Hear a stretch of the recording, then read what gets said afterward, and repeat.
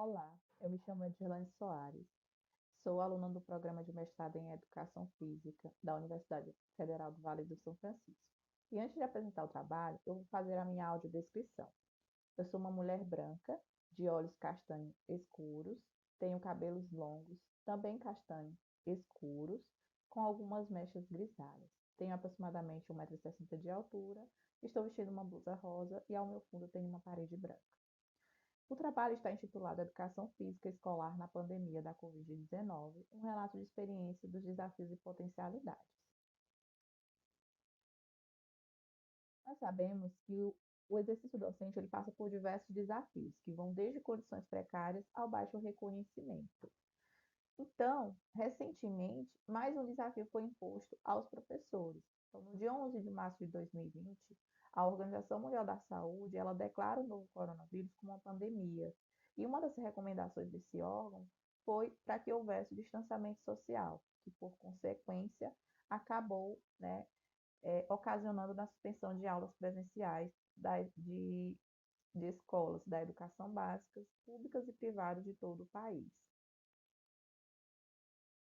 Então, os desafios das aulas remotas de educação física, né, eles são os mais variados, principalmente porque esse novo modelo de aulas impactou, né, de uma forma geral, a escola, os alunos e seus familiares, que são os maiores interessados, e também, né, os professores que tiveram que se adequar de forma abrupta a este novo modelo emergencial de aulas.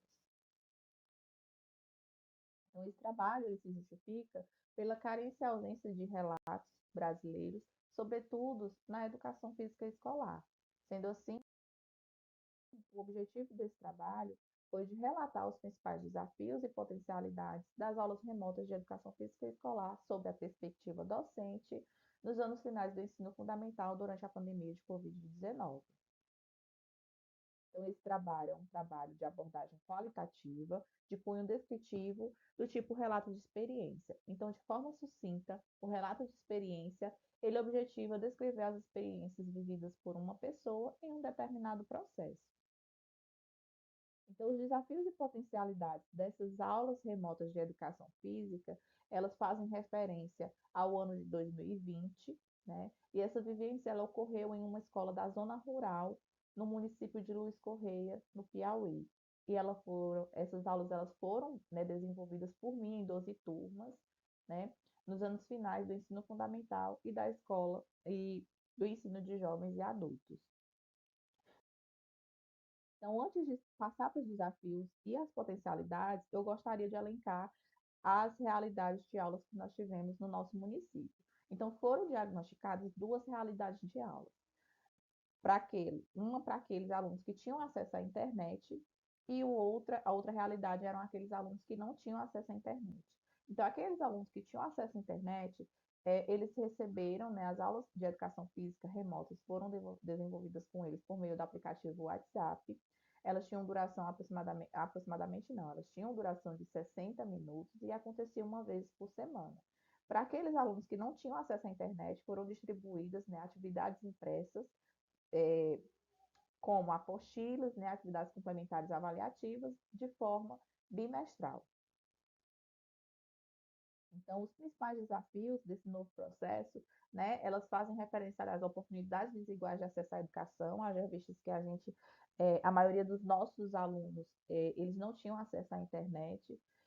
Houve também comprometimento da supervisão docente, né, no caso, às práticas corporais. Então, por falta dessa aproximação, né, presencial, né, física, essa supervisão ela ficou comprometida, né, dessas atividades, haja vista que a minha supervisão, né, especialmente daqueles alunos que estavam no modelo remoto, né, via online, ela se dava especialmente ali pelo recebimento das atividades, né, por meio de fotos e também de vídeos que os alunos acabavam me mandando.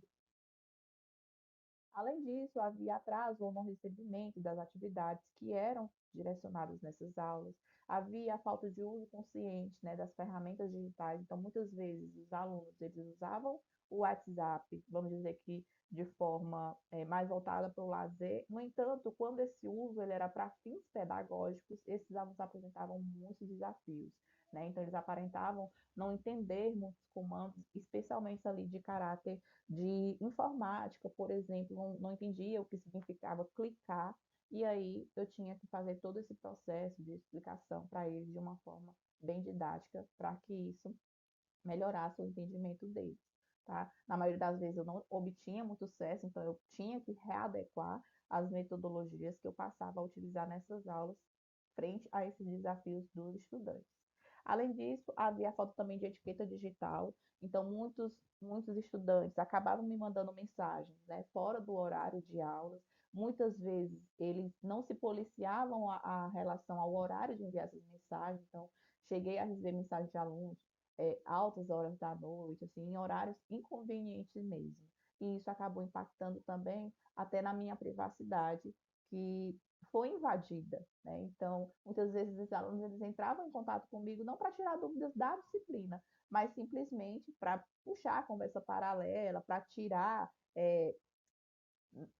matar curiosidades, né, a respeito da minha vida. Então, por conta disso, eu acabei até mudando alguns hábitos pessoais meus, né, com relação, por exemplo, à publicação de stories no WhatsApp, de fotos. Então, eu passei a evitar, né, eu mudei esse comportamento por conta, né, dessas questões relacionadas aos alunos.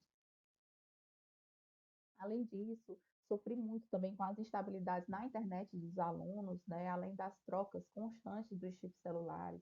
Eu tinha um trabalho docente lento e pouco produtivo, porque eu tinha que confeccionar muitos materiais, né, então eu lecionava 12 turmas, e aí eu tinha que pesquisar, organizar, elaborar as apostilas, né, e eu buscava fazer isso não apenas enfocando o caráter teórico, né, dessas apostilas, mas eu gostava de enfatizar, sobretudo, atividades práticas para que esses alunos pudessem fazer em casa e também com os seus familiares. É, elenco a exposição aumentada, né, a minha exposição aumentada às telas, principalmente do computador e celulares, porque nesse período eu passei a usar um pouco mais, né, esses instrumentos por conta dessa situação. A minha disponibilidade extra, né, pós-aulas, para o aluno também se constituiu um desafio também, porque é, a gente tem que lidar ali com situações, né, pessoais, tem que ter o tempo de aula, de planejamento, elaboração de relatórios. Então, assim, acabava que eu tinha que estar praticamente disponível para o aluno 24 horas por dia, assim, com exceção, né, eles de horários noturnos, né? Então, assim, na maioria das vezes eu tinha que atender esse aluno que chegava para mim, quando a dúvida era relacionada à disciplina, tá? As interferências na minha privacidade, como eu já mencionei,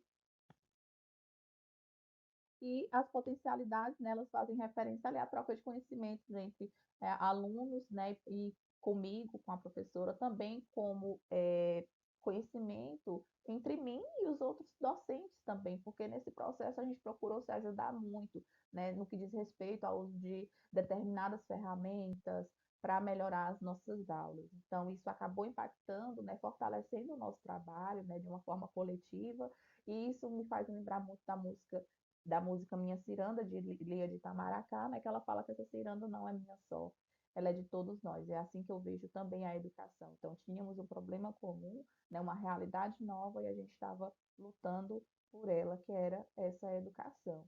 E também o fortalecimento familiar, já que eu enfatizava, né, que os pais eles se envolvessem nas atividades dos filhos.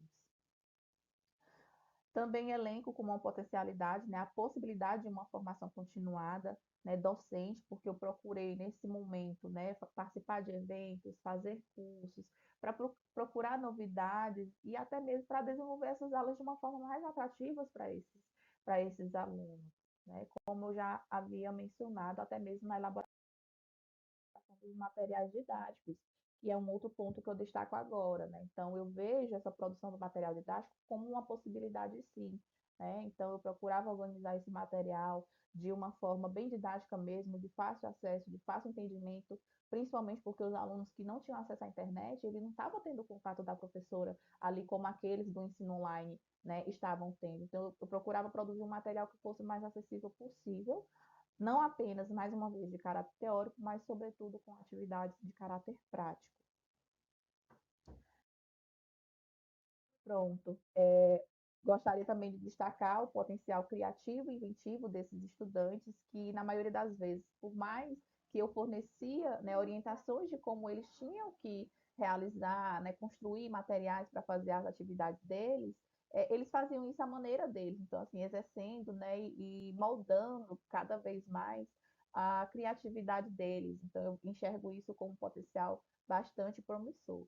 E um último ponto que eu gostaria de destacar aqui, ele é mais uma vertente, ele versa assim, nas duas vertentes, como um potencial e como também um desafio, né, que foi justamente eu criar uma página na internet que viesse também a contribuir, principalmente para aqueles alunos que estavam em ensino remoto, né, que estavam com acesso à internet. Então, eu criei uma página, né, uma rede social. Lá eu alimentava com atividades simples mesmo, que pedagógicas, e que davam para eles fazer em casa sozinhos ou com a família, mas eu acabei desistindo dessa estratégia porque eu passei a receber, né, assédios, principalmente sexual, tá, por perfis desconhecidos, muitas vezes perfis estrangeiros, e isso acabou me desmotivando e eu acabei desistindo dessa nova estratégia.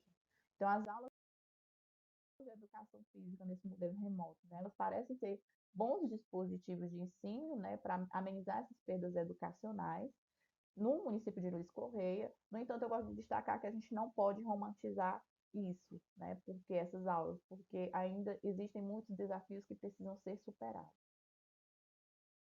E para finalizar, eu gostaria de destacar que elencar esses desafios e potencialidades, né, ajuda a fomentar o conhecimento coletivo entre escolas, gestores, família e sociedade, para que juntos esses atores, né, possam buscar medidas interventivas cada vez mais eficazes para minimizar, né, essas perdas e desigualdades educacionais. Era essa a mensagem que eu gostaria de passar. Agradeço a atenção de todos. Obrigada.